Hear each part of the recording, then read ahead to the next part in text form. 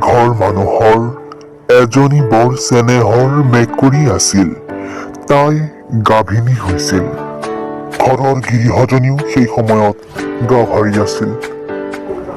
সেই সময়তে সেই মেকুৰীজনী বৰকৈ মাছ খাবলৈ মন গৈছিল আৰু তেতিয়া আহি ঘৰৰ গৃহজনীক সুধিছিল, বাইদেউ, মোৰ মাছ খাবলৈ বৰ মন গৈছে, দিব নেকি বাৰু আনি?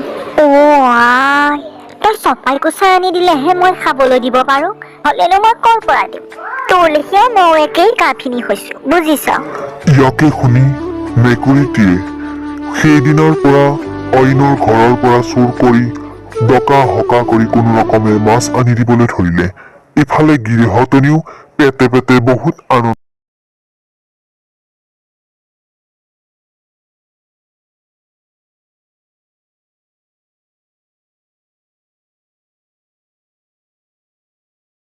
ভাবিলে, মাছবোৰ আনৰ ঘৰৰ পৰা মই চুৰ কৰি আনো, অথচ মোকে মাছ খাবলৈ নিদিয়ে। মই গৃহজনীক অভিশাপ দিম যে মোৰ পেটত যি আছে তাইৰ পেটলৈ যাওক আৰু তাইৰ পেটত যি আছে মোৰ পেটলৈ আহক। মোক মাছ খাবলৈ নিদিয়া মছলাটো এতিয়া পাবি গৃহজনী তই। ইয়াৰ কিছুদিন পিছত গৃহজনী সঁচাসঁচিকৈ দুটা মেকুৰী পোৱালি জন্ম লাভ কৰিলে আৰু মেকুৰীৰ বাবে গৃহজনীৰ দুটা মানৱ সন্তান জন্ম লাভ কৰিলে।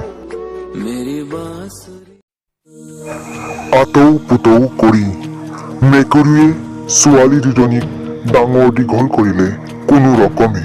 ছোৱালী দুজনীক ঘৰত থৈ মেকুৰীয়ে নিতৌ মাছ গাখীৰ আদি চুৰ কৰি আনি ছোৱালী দুজনীক খুৱাইহি। এনেদৰে ছোৱালীজনী গাভৰু হৈ পৰিল।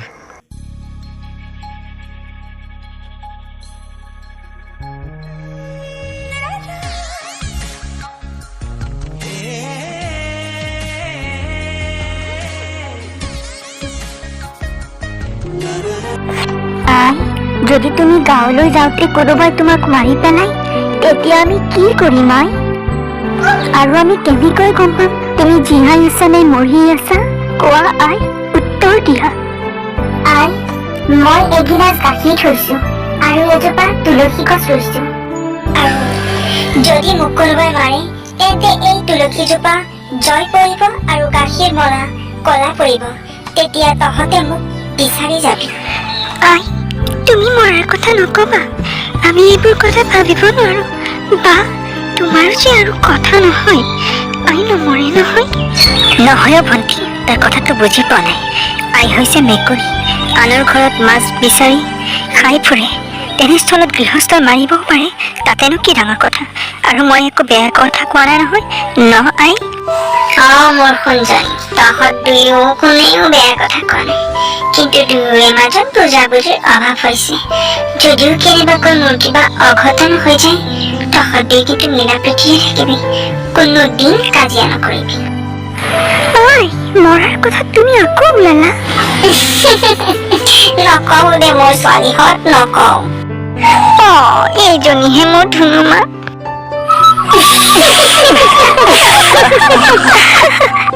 মেকুৰীৰ দুই জীয়েকৰ মুখত হাঁহি বেছিদিন নাথাকিল। তাৰে কেইদিনমান পিছতে তুলসীজোপা জয় পৰিল আৰু গাখীৰ মলা কলা পৰি গল। আৰু তেতিয়াই দুয়ো জীয়েকে মাকক বিচাৰি গৈ দেখিলে যে মাকৰ মৃত্যু হ'ল। মোৰ পানী বৰ পিয়াহ লাগিছে অ'। মা বা ক'ত আছে বিচাৰি বিচাৰি ভাগৰুৱা হৈ পৰিছো। মাৰ মৃতদেহ এতিয়াও আছেনে ভণ্টি? এতিয়া চাগে কৰবাত কোনোবাই পুতি পেলাই দিলে। হ'ব ভণ্টি, ইমান দুখ কৰাৰ কোনো প্ৰয়োজন নাই। বল, মা ক'ত আছে বিচাৰি যাম। কিন্তু তই কৈছিলি নহয় তোৰ বোলে পিয়াহ লাগিছে, সৌ ওচৰতে সৌটো নদী, বল তাৰে পানী খাই পিয়াহ পলাবি। ভণ্টি, পালো বল, সৌটো নদী, বল। বলা বা বলা, বৰ পিয়াহ লাগিছে। ভণ্টি, তই ইয়াতে ৰখি থাক, মই তোলৈ পানী লৈ আহো নদীৰ পৰা। হ'ব বা, মই ইয়াতে আছো, তুমি যোৱা। ইয়াকে কৈ বায়েকে নদীৰ ঘাটলৈ পানী আনিবলৈ যায় আৰু ভনীয়েকে নৈৰ ঘাটত ৰখি থাকে। প্ৰথমে মই পানীখিনি খাই লওঁ, বহুত পিয়াহ লাগিছে। মোৰ পিয়াহ পলাই ভণ্টিলৈও পানী লৈ যাওঁ। এনেদৰে বায়েকে নিজেই পানীখিনি খাই ভনীয়েকলৈ পানী নিবলৈ হঠাতে নদীটো শুকাই গ'ল। আৰে কি আচৰিত, ভনীলৈ পানী নিব খোজোতে এই নদীৰ পানী শুকাই গ'ল। আচৰিত, কিন্তু এয়াই সত্য সুন্দৰ। যদি তোমাৰ আঙুঠিটো মোক দিয়া, তেনেহ'লে পানী তুমি নিশ্চয় পাবা তোমাৰ ভনীলৈ। মোৰ ভনীতকৈ মোৰ আঙুঠিটো ডাঙৰ নহয়। এয়া লোৱা জল দেৱতা, এই মোৰ আঙুঠি। ঠিক আছে সুন্দৰী, তেনেহ'লে এয়া লোৱা পানী, তোমাৰ ভনীৰ বিয়া তুমি দূৰ কৰা। ইয়াৰ পিছত ভনীয়েকলৈ তাৰ পৰা পানী লৈ আঙুঠিটি ৰিতাই ভনীয়েকৰ কাষত যায়। ভণ্টি, তই বহুত ৰখিলি চাগে, পানী খা পানী খা। দে বা, বহুত পিয়াহ লাগিছিল। বা, তোৰ হাতৰ আঙুঠিটো কি হ'ল? ক'ত গ'ল আঙুঠি? ভণ্টি, সেইবোৰ বহুত কথা। নদীত পানী আনিবলৈ যাওঁতে মই যেতিয়া পানী খাই তোলৈ পানী আনিবলৈ লওঁ, তেতিয়া হঠাতে নদী শুকাই গৈছিল আৰু মোক আঙুঠিটো সুধিছিল। সেয়েহে আঙুঠিটো দিওঁতে পানী দিলে, নহ'লে তইতো খাবই নোৱাৰিলিহেঁতেন। বা, বাকী যি নহওক, তই পুনৰ যা, আঙুঠিটো সোধগৈ, কিজানি দিয়ে। সেইটো বৰ মূল্যৱান আৰু কামৰ আঙুঠি আছিল। ক'ত আৰু দিব ভণ্টি, যিটো আঙুঠিৰ কাৰণে পানী আনিবলৈ দিয়া নাছিল। ৰহ, তথাপি চেষ্টা কৰিছ। যা বা, চেষ্টা এখনতো একো নাই, কিজানি দিয়ে। ভনীয়েকে পানী খাই বায়েকক আঙুঠিটো নিবলৈ পঠিয়াই দিলে। বায়েকেও সেইমতেই গ'ল, কিন্তু ঘটিল এক অঘটন। হে জলৰ দেৱতা, মোক মোৰ আঙুঠিটো ঘূৰাই দিয়া। সেইটো মোৰ অতি লাগতিয়াল তথা প্ৰয়োজনীয় আঙুঠি। আঙুঠি তুমি অলপ সময় ধৈৰ্য ধৰা, তুমি তোমাৰ আঙুঠি পাই যাবা।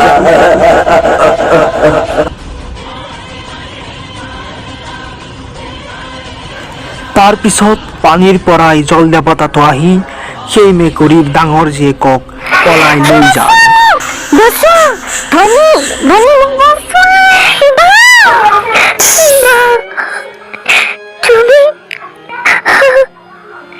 তুমি গুচি গ'লে মই ইয়াত অকলে থাকিম, কি কৰিম?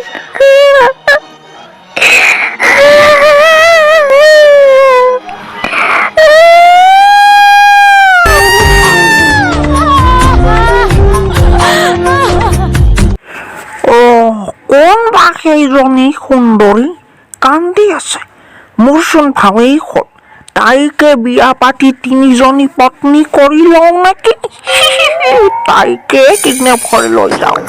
ইয়াৰ পিছত মুদৈয়ে মেকুৰীৰ সৰু যিজনীৰ কাষলৈ যায় আৰু ফুচুলাই ফুচুলাই তাইকো পলাই নিবলৈ আহে। এনেকৈ মেকুৰীৰ সৰু যিজনীৰ কাষলৈ মুদৈয়ে আহিল আৰু আহি ফুলুৱা চাৱনীৰে কথাবোৰ ক'বলৈ ধৰিলে। হে সুন্দৰী, এনেকৈ কেলে বাৰু কান্দি আছা হয়নে? কোৱাচোন ইয়াৰ কাৰণটো কি? প্ৰথমে আপুনি কওক, আপুনি কোন? মই মাছ বিক্ৰী কৰা মুদৈ। তাৰ পিছত মেকুৰীৰ জীয়েকে সকলো কথা ভাঙি পিটি বায়েকক জলকোঁৱৰে পলাই নিয়া সকলো কথা ক'লে। এই কথা বুজি তাৰ সুযোগ লৈ মুদৈও মেকুৰীৰ সৰু জীয়েকজনীক দাঙি তেওঁৰ তৃতীয় পত্নী হিচাপে আঁকোৱালি ল'লে।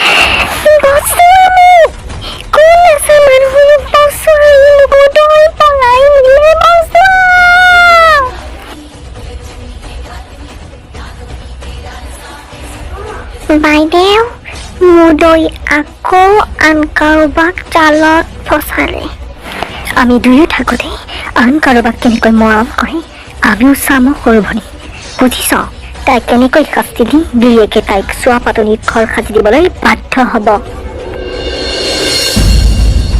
দুয়ো সতিনীয়ে এনেকৈ কথা পাতি থাকোতে মুদৈ আৰু তেওঁৰ পত্নী অৰ্থাৎ মেকুৰীৰ জীয়েকৰ সৈতে সেই ঘৰত প্ৰৱেশ কৰি সকলো কাহিনী ক'লে আৰু তেতিয়া তেওঁলোকৰ দুয়ো পত্নীয়ে অতি ভাল অতি চেনেহ দেখুওৱাৰ অভিনয় কৰে। এতিয়াহে ভনী মই আকৌ ভাবিছিলো কোনোবা কাম কৰা ছোৱালী আনিলে নেকি বঙহদেৱে আমাৰ কষ্ট দেখা পায়। তাকেই বাইদেউ, ময়ো আকৌ তাকেই ভাবিছো। ঐ তহঁতে ঠাট্টা মস্কৰা কৰিছ নেকি? এইজনী আকৌ লখিমী বুজিছ? যদি ঠাট্টা মস্কৰা কৰা কেনেবাকৈ শুনা পাওঁ, দুয়োকো মই চোৱা পাতনিতে ঘৰ সাজি দিম। চোৱা পাতনি কোন যান কম্পালৰ মূৰত দ্বিতীয় পত্নী আনি মজাৰ এতিয়া দিম মই তোক। মুদৈয়ে মেকুৰীৰ জীয়েকক বিয়া পতাৰ এমাহমান পিছতেই ডাঙৰ দুজনী পত্নীয়ে ভাবিলে যে কেনেকৈ গিৰিয়েকৰ আগত সৰুজনী অৰ্থাৎ মেকুৰীৰ জীয়েকক বেয়া কৰিব পাৰে। তাৰেহে উপায় ভাবিলে। বাইদেউ, আমি কেনেকৈ বাৰু বেয়া কৰিব পাৰিম এই গিৰিয়েকৰ আগত যাতে তাই সদায় বেয়া হৈ থাকে আৰু আমাকহে ভাল পায়? চিন্তা নকৰিবি ভনী, মই সকলো বুদ্ধি পাঙিয়ে থৈছো, বুজিছ? এইৰ এতিয়া প্ৰথম প্ৰসৱৰ সময়, গতিকে এই সন্তান বুজি ওলাই তাৰ বিপৰীত ক'লেই হ'ল বঙহদেউ। তেনেকৈ মৰমবোৰ কমি যাব। তাই কুলক্ষণী বুলি চোৱা পাতনি ঘৰ সাজি দিব।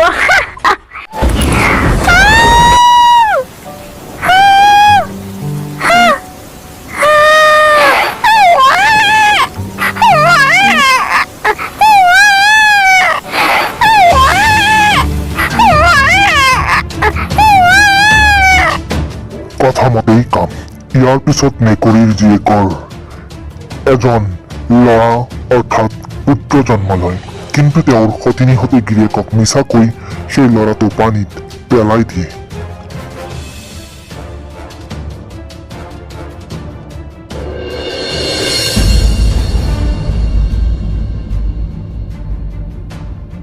ক্ষান্তে ৰবি, ইমান ৰাতিলৈকে তই কলৈ গৈছিলি?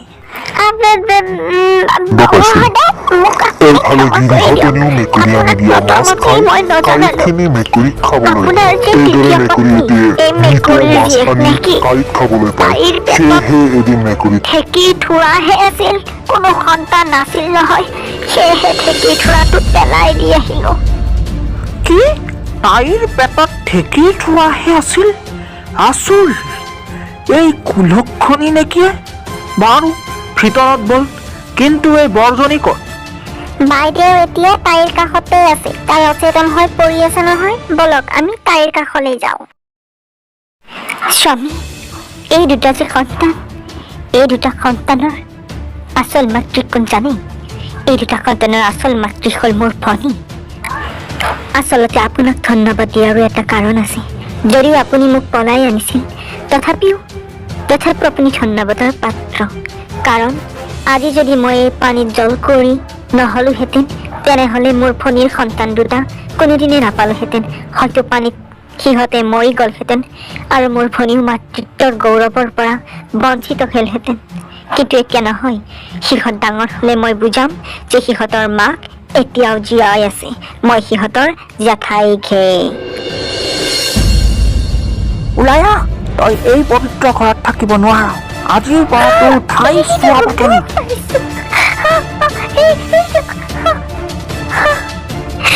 মোৰ আচলতে ভুলটো ক'ত স্বামী? ক'ত? মই নিজেই নাজানো মোৰ সন্তানে নেকি? এবাৰ কৈছে ৰঙালাও, এবাৰ কৈছে ঢেঁকী থোৰা। আচলতে কি খেল খেলিছে বুলি মই একো ক'বলৈ তই একো পাৰিব নালাগে। বঙহদেউ, এই কেইখন ঘৰৰ পৰা উলিয়াই দি চোৱা পাতনিত ঘৰ সাজি যাওঁ।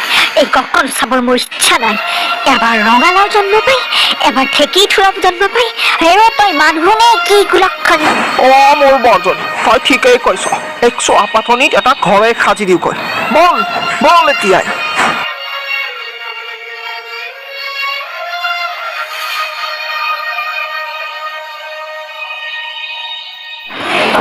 আৰু তেনেকৈ তহঁতৰ মোৰ নদীত জলকৈ ৰূপে মই হলো আৰু তহঁতক এনেকৈ লগ পালো।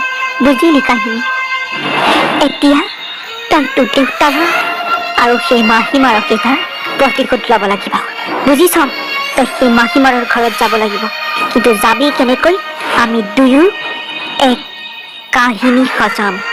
এখন নাটক সজাম যিখন নাটকৰ নায়ক হবি তহঁত দুয়ো আৰু দৰ্শক ৰ'ব সমগ্ৰ ৰাইজ।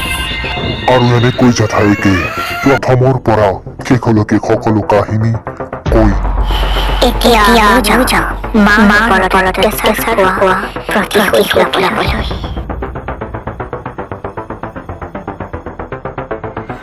আৰে নাওখন কিয় যোৱা নাই? সেইখন তোৰ হাত কিয় ধৰি ৰাখিছে বা?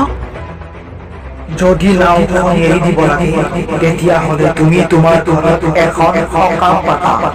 যদি তুমি মোৰ উত্তৰ দিব পাৰা তেতিয়াহে মই তোমাক নাও যাবলৈ দিব আৰু তোমাৰ তামোলৰ সাঁচতিডাল এই পানী পেলাই যোৱা তেহে নাও মুকলি হ'ব।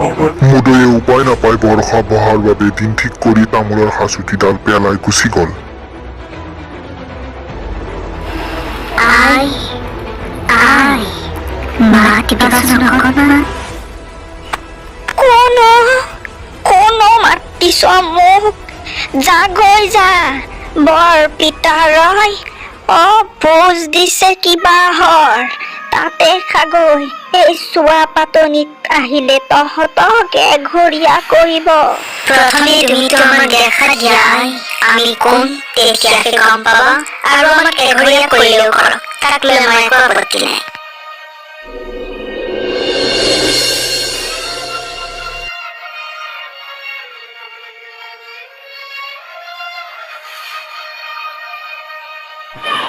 ল'ৰাহঁত কোনো তহঁত কেলে আহিছ পাপিনীৰ ঘৰত? আমি তোমাৰ সন্তান তুমি আমাক চিনি পোৱা নাই? কি মোৰ সন্তান? মোৰচোন কোনো সন্তানেই নাই। যি এবাৰ আহিছিল প্ৰথমটো হ'ল ঢেঁকীৰ থোৰা, তাৰপিছত ওলাল ৰঙালাও। তহঁত কোনো নহয়, যা ভোজ খাগৈ। ময়েই সেই ঢেঁকীৰ থোৰা আৰু মই সেই ৰঙালাও। মই সেই ৰঙালাও। তুমি যি সন্তান নাই বুলি ভাবিছিলা, কিন্তু তোমাৰ দেখোন আমি সন্তান আছো দেখোন। তহঁত দুয়ো মোৰ সন্তান। কেনেকৈ এনেকৈ ভণ্টি?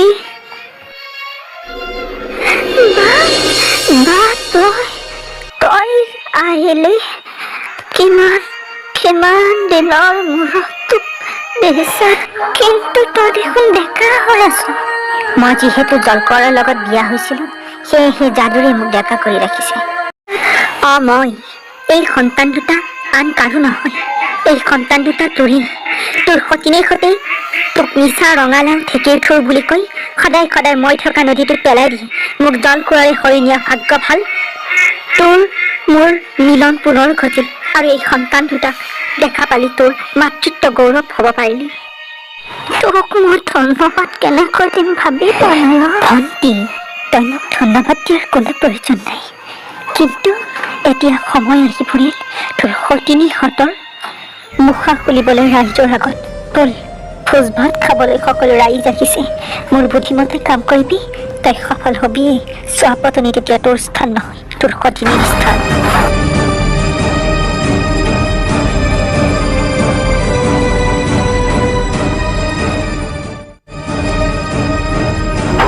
ল'ৰাহঁত তই ৰবি, তহঁতে চোৱা পাতনিত যোৱা মই নিশ্চয় কৰি দেখিছো। কি ইহঁতে চোৱা পাতনিত গৈছিল? ইহঁতক শাস্তি দে, তামোলৰ গাছত বান্ধি কোবা। যিয়ে ইহঁতৰ ওপৰত হাত কোবাবলৈ খুজিছ, হাত কাটি পেলাম। মোৰ সন্তানৰ ওপৰত হাত উঠালে তোক সন্তান ওলাল? এইটো দেখোন বাহিৰৰ পৰা অহা হে। বাহিৰৰ পৰা অহাৰ প্ৰথমতে যে জন্ম পাইছিল এইটো ঢেঁকীৰ থোৰা আৰু এইটো ৰঙালাও। মনত আছে নহয় কিবা? তোৰ প্ৰথম আৰু দ্বিতীয় ঘৈণীয়েৰে এই দুটাক পানীত পেলাই দিছিল। যি ভাগ্য ভাল মোৰ বা আছিল আৰু সহায় কৰিলে। এইটো মোৰ সন্তান। এই দুটা মোৰ ল'ৰা সন্তান। দেখিছ তই? কি এইহে কথা নেকি?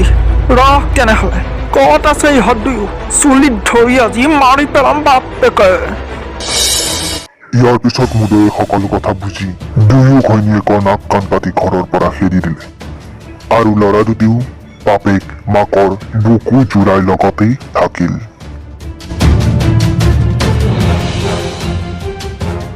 মৰমৰ প্ৰিয় দৰ্শকসকল, যদি আপোনালোকে মেকুৰীৰ জীয়েকৰ সাধুটো চাই ভাল পালে তেনেহ'লে আমাৰ চেনেলটোক ছাবস্ক্ৰাইব কৰক, শ্বেয়াৰ কৰক, লগতে লাইক কমেণ্ট কৰিবলৈ নাপাহৰিব। ধন্যবাদ।